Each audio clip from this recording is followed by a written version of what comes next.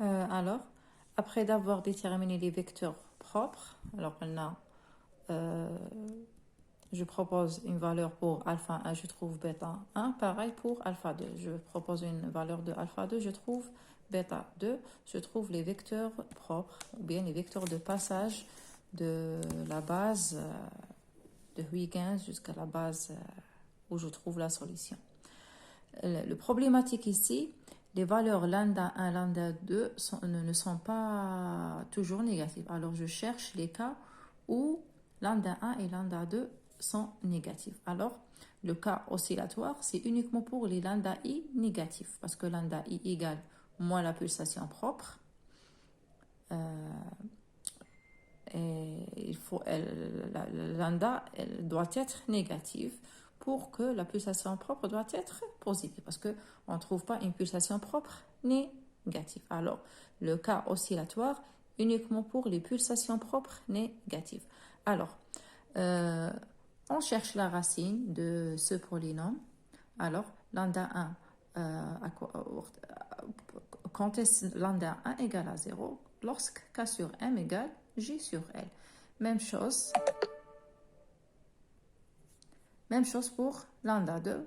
Quand est lambda 2 égale à 0, lorsque 11K sur 9M égale à GL. Alors, voici le cas. Alors, dans ce cas, avant c'est négatif, après c'est positif. Maintenant, je combine les deux cas. Les deux cas, je vais mettre lambda 1, lambda 2.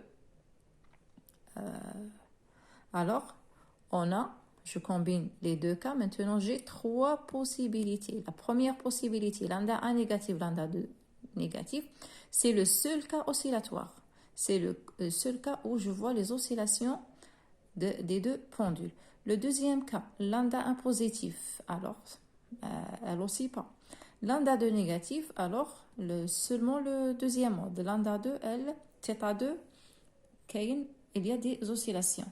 Troisième cas, lambda 1 positif, lambda 2 positif, et il n'y a pas d'oscillation ici, et ça ne nous intéresse pas ce cas. Alors, si lambda négatif, alors la solution s'écrit sous la forme, on a l'interlume la base de Huygens, la valeur terna. Alors, psi, on pose une solution, psi 1 seconde égale lambda 1 psi, psi 2 secondes égale lambda 2 psi. Alors, voici la solution que je te confie, la base jdida. Voici la solution que je te confie, la nouvelle base de Huygens. Après, nous avons la base, l'ancienne base. Maintenant, c'est lambda positif. C'est lambda positif, ما عندناش oscillation. ما عندناش oscillation. Alors, il y a le système comme ça. Lambda psi seconde moins lambda psi. Alors, voici la racine. La racine, les racines de R1 et R2. Et voici psi كيفاش راح تكون la solution. عندنا deux racines, deux solutions. Mais ce n'est pas le cas oscillatoire. C'est le cas hyper critique. Maintenant, le retour à l'ancienne base, on travaille par la matrice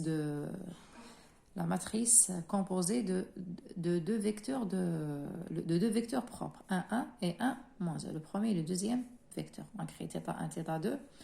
La matrice de passage هذه fois psi 1, psi 2, les solutions trouvées dans la base de Huygens.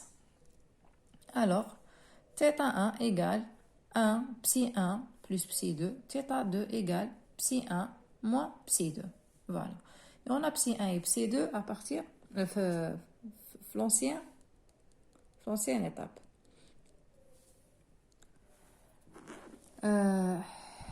Alors, le deuxième cas, lambda 1 a toujours lambda 1 négatif, lambda 2 négatif, le cas oscillatoire. Alors, voici θ1 et θ2, comment s'écrit. Je remplace par l'ipsi. On a dit, alors, c'est le seul cas oscillatoire. C'est le seul cas qui nous intéresse. Le deuxième cas, on trouve l'oscillation. C'est le seul cas oscillatoire pour les lambda 1, lambda 2 négatif. Alors on dit, c'est le premier mode de vibration avec pulsation propre oméga 1 pour θ1 et θ2. Et celle-là, c'est le deuxième mode. On a deux modes de vibration avec le deuxième mode avec une pulsation oméga 2 pour θ1 et θ2 en même temps. Deuxième cas, lambda 2 négatif, mais lambda 1 positif. Il ne nous intéresse pas le cas. Alors, voici la solution.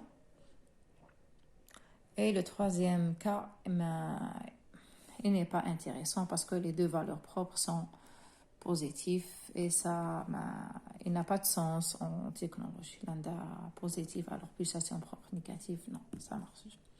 Ce n'est pas notre cas.